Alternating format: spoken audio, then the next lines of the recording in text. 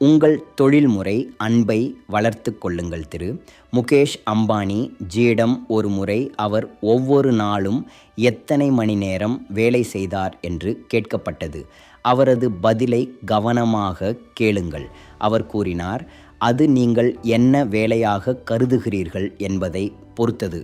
நான் எனது பெரும்பாலான நேரத்தை செலவிடுகிறேன் உலகத்தை எவ்வாறு இணைப்பது மற்றும் நமது தேசத்திற்கு இந்தியாவை எவ்வாறு சிறப்பாக சேவை செய்வது என்பதை பற்றி சிந்திக்கிறேன். ஆனால் அந்த நேரத்தில் பெரும்பகுதி அலுவலகத்திலோ கூட்டங்களிலோ அல்லது நீங்கள் உண்மையான வேலை என்று அழைப்பதை செய்வதிலோ அல்ல. நான் நிறைய நேரம் படித்து நானே சிந்திக்கிறேன். நான் அலுவலகத்தில் இருக்கும் மணி நேரங்களை மட்டும் எண்ணினால் ஒரு நாளைக்கு 12 முதல் 14 மணி நேரம் வரை இருக்கலாம். ஆனால் நான் எங்கள் பணியில் கவனம் செலுத்தும் எல்லா நேரத்தையும் நீங்கள் எண்ணினால் அது அடிப்படையில் என் முழு வாழ்க்கையும் ஆகும். அந்த பதில் சக்தி வாய்ந்த ஒன்றை வெளிப்படுத்துகிறது. வாழ்க்கைக்காக வேலை செய்வதற்கும் உங்கள் வேலைக்காக வாழ்வதற்கும் உள்ள வித்தியாசத்தை இது காட்டுகிறது. நீங்கள் விரும்புவதைச் செய்வதற்கும் உங்களை சோர்வடையச் செய்வதற்கும் இடையில் நான் செய்ய வேண்டும் மற்றும் நான் செய்ய வேண்டும். அதுதான் வித்தியாசம். பெரும்பாலான மக்கள் வாழ்க்கையை நடத்துவதற்காகவே வேலை செய்கிறார்கள். மிகச்சிலரே தங்கள் தொலைநோக்கு பார்வைக்காக வாழ்கிறார்கள். நோக்கத்துடன் வாழ்கிறார்கள். ஆர்வத்துடன் வாழ்கிறார்கள்.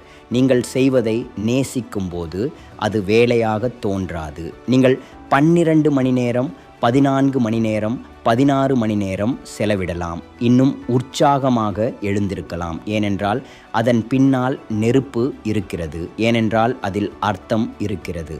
இப்போது நீங்கள் இவ்வாறு கூறலாம், சரி, திரு முகேஷ் அம்பானிக்கு அது எளிது. ஆனால் இது ஒரு கோடீஸ்வரராக இருப்பது பற்றியது அல்ல. இது உங்களை பற்றியது. நீங்கள் அக்கறை கொள்ளும் ஒன்றை கண்டுபிடிப்பது. உங்களை உள்ளே வெளிச்சமாக்குவதை சுற்றி உங்கள் வாழ்க்கையை உருவாக்குங்கள். பெரும்பாலான மக்கள் தங்கள் விழித்திருக்கும் நேரத்தின் பெரும் பகுதியை வேலையில் செலவிடுகிறார்கள். எனவே உங்கள் வாழ்க்கையின் பெரும் பகுதியை நீங்கள் வெறுக்கும் ஒன்றை செய்வதில் ஏன் செலவிடுகிறீர்கள்? அது அர்த்தமற்றது. நீங்கள் சொல்லுகிறீர்கள், ஆனால் எனக்கு கட்டணம் செலுத்த வேண்டியிருக்கிறது. அருமை. பெரும்பாலான மக்களும் அப்படித்தான் செய்கிறார்கள். ஆனால் ஒரு திட்டத்தை உருவாக்குங்கள். நீங்கள் இருக்கும் இடத்திலேயே. நீங்கள் விரும்புவது உங்கள் பில்களை செலுத்தும் ஒரு வாழ்க்கையை உருவாக்குவதற்கு பாடுபடுங்கள். ஏனென்றால் நீங்கள் விரும்புவதை செய்யும்போது, உங்கள் வேலை ஆர்வத்தால் நிரப்பப்படும்போது மக்கள் அதை உணர்கிறார்கள். அவர்கள் அதனுடன் இணைகிறார்கள். அவர்கள் உங்கள் ஆர்வத்துடன் இணைகிறார்கள். பணம் பின்தொடர்கிறது. திரு சச்சின் டெண்டுல்கர் அவர்கள் ஒருமுறை கூறினார், நீங்கள் விரும்புவதை செய்ய முடியும் வரை நீங்கள் செய்ய வேண்டியதை செய்யுங்கள். அதனால் அதை செய்யுங்கள்.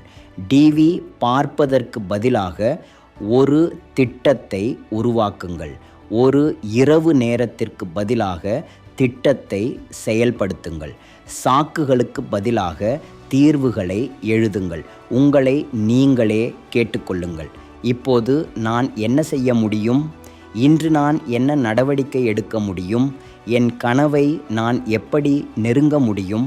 நீங்கள் சொல்கிறீர்கள், தொடங்குவதற்கு என்னிடம் பணம் இல்லை. பின்னர் சேமிக்கவும், ஒரு முதலீட்டாளரை கண்டறியவும் அல்லது அறிவுக்காக வர்த்தகம் செய்யவும்.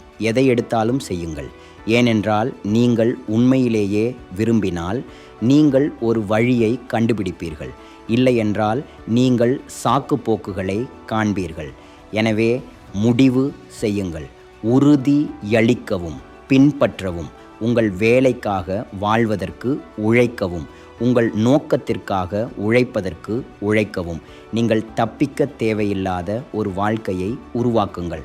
அதுதான் இலக்கு. உங்களுக்காக ஒரு சிறந்த வாழ்க்கை காத்திருக்கிறது. ஆனால் நீங்கள் தொடங்க வேண்டும். திட்டத்தை உருவாக்குங்கள். படிகளை எடுங்கள். ஒன்றுமில்லாமல் கட்டி எழுப்பியவர்களை முன்மாதிரியாக கொள்ளுங்கள். அவர்கள் அதை செய்தார்கள். உங்களாலும் முடியும். நீங்கள் அதற்கு தகுதியானவர். ஒருபோதும் தீர்வு காணாதீர்கள். இப்போது இல்லை, ஒருபோதும் இல்லை. நீங்கள் தியாகம் செய்ய வேண்டியிருந்தால், ஆனால் தீர்வு காணாதீர்கள். ஏனென்றால் நீங்கள் இப்போது தீர்வு கண்டால் பின்னர் நீங்கள் அனுபவிக்க மாட்டீர்கள். ஜெய் ஹிந்த்.